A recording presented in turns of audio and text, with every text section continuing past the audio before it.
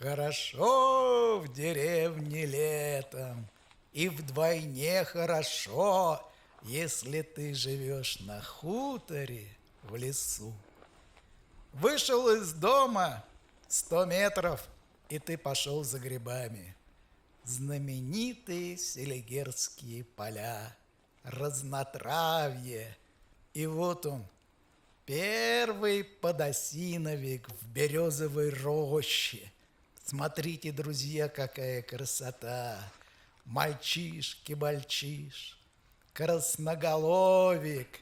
Вот он какой, маленький, тонкий стержень на тонкой ножке. Смотрите, какая красота! Середина августа, уже пожухла трава, уже отоспела земляника, подходит к концу черника. Люди уже собирают немножко покрасневшую бруснику, она потом дозреет в корзинках. И вот я выбрался за грибами. Летняя страда, работа, огород, не знаешь, куда бежать.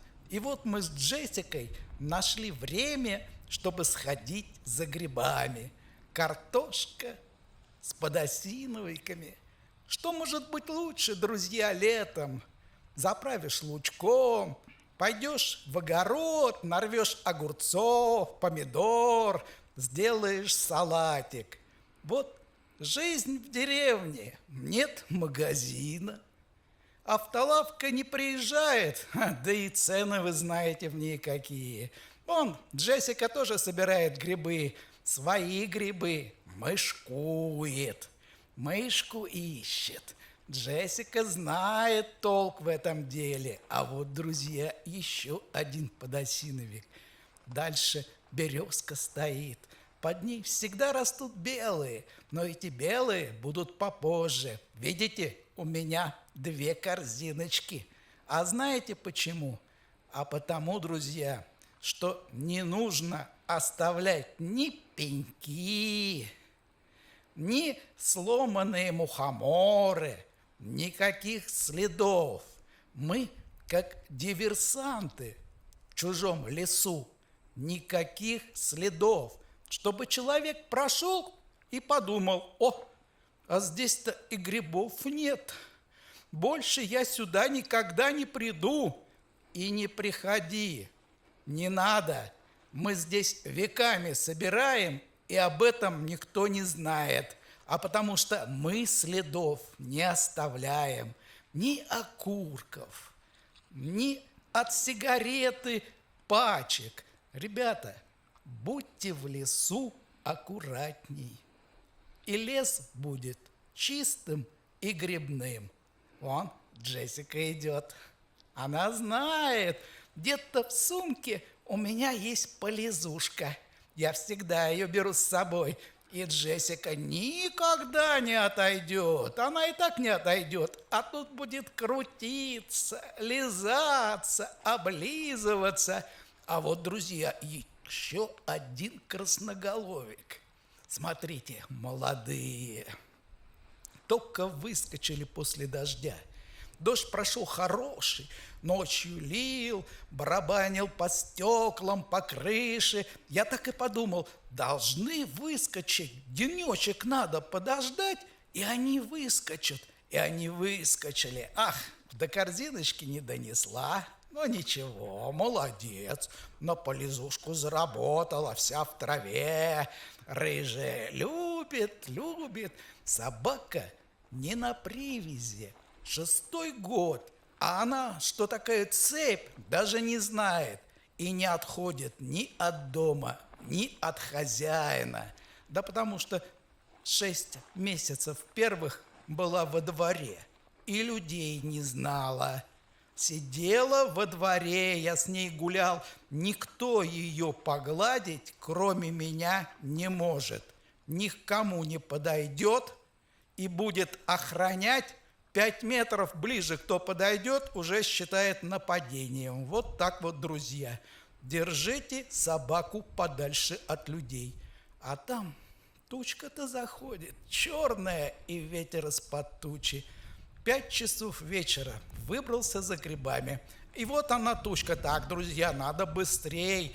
Надо спешить всю полянку пройти, а то дождичком накроет вот здесь, в сосенках и в клубничной поляне. Сколько в этом году здесь дикой клубники было, друзья! Радость-то какая! Ой, в этом году я клубничкой-то затарился. Протер ее с сахаром и убрал в холодильник. 14 литров получилось.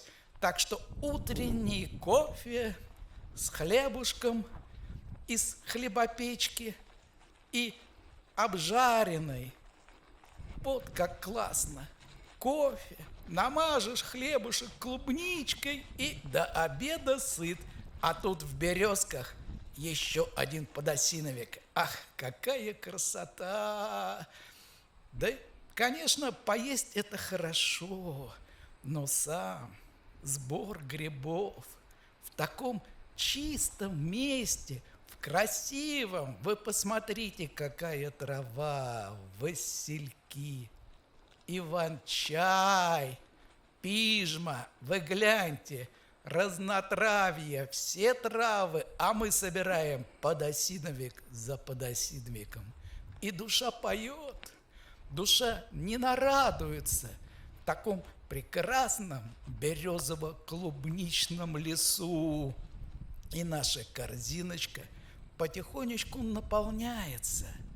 Вот он Селигер, вот оно, прекрасное место, которое находится 380 километров от Москвы и чуть-чуть подальше от Питера, хотя считается самым дорогим курортом в России. Вы представляете, друзья, среднесуточная аренда по Селигеру 8 с лишним тысяч. Вот так вот.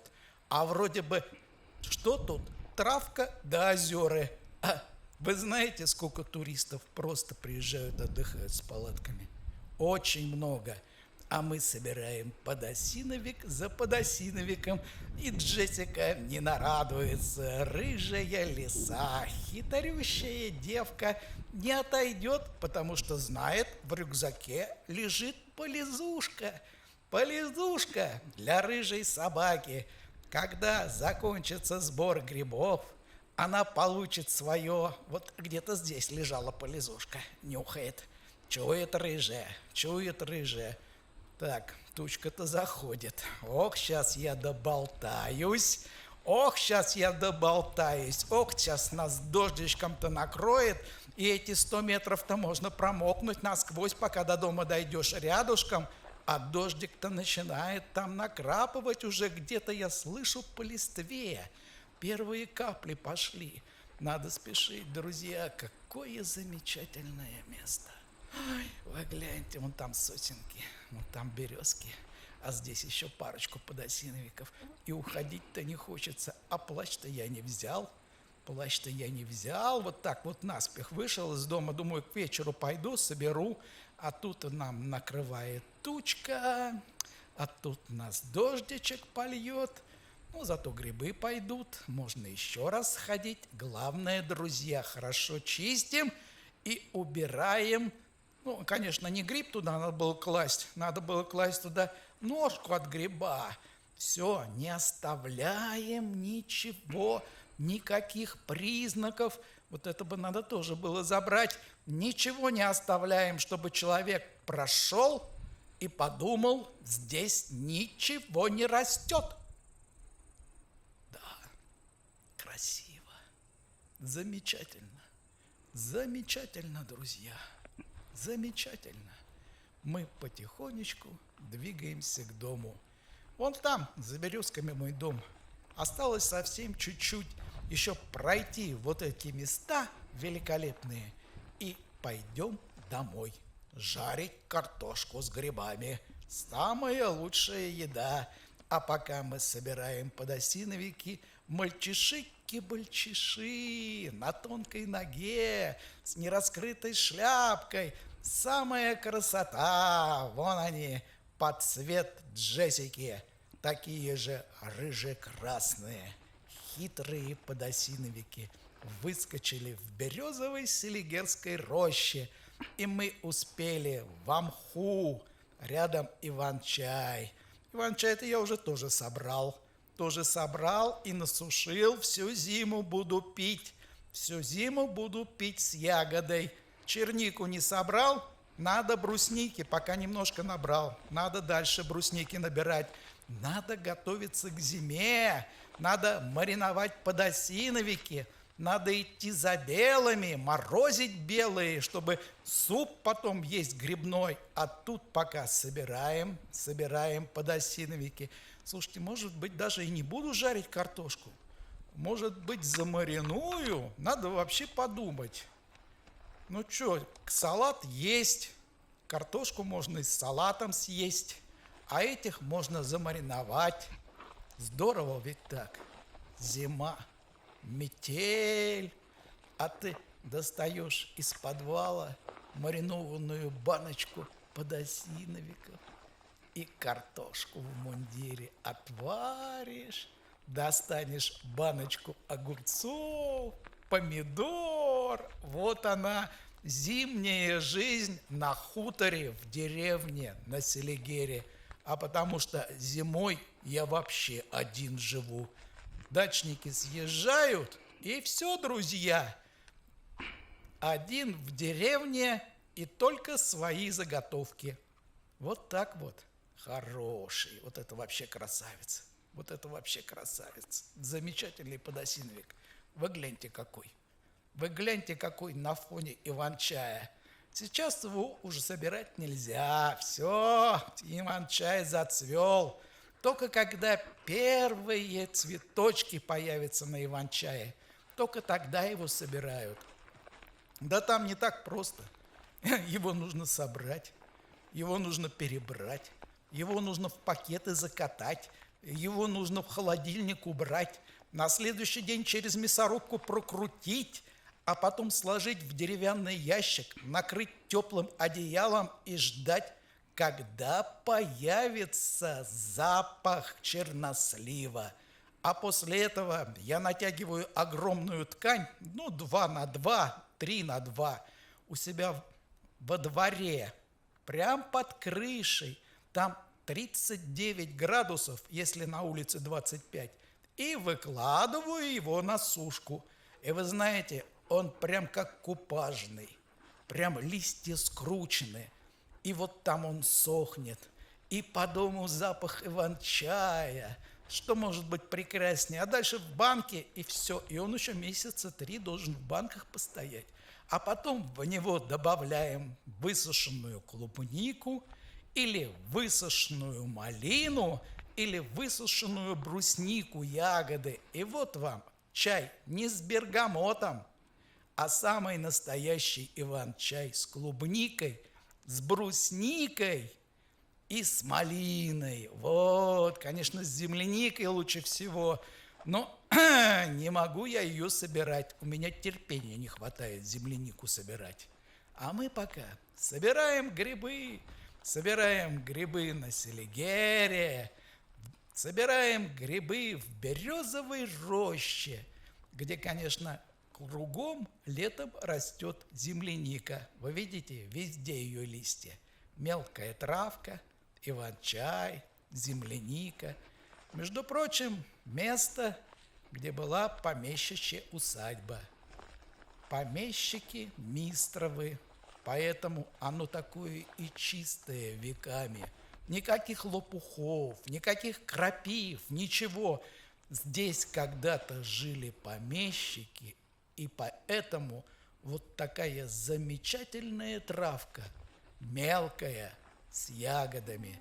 Грибочек за грибочком потихонечку кладется в корзинку, а тучка где-то там уже нависла надо мной, и первые капли дождя застучали по корзинке и по березовым листочкам.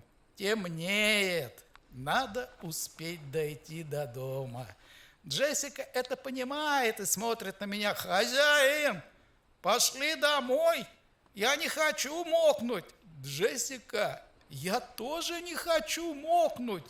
Я тоже не хочу мокнуть, и мы сейчас с тобой пойдем домой. Вот какой замечательный подосиновик, друзья. Замечательный. Ах ты, умница рыжая, хитрая собака, но умная. Ветер, туча, дождь.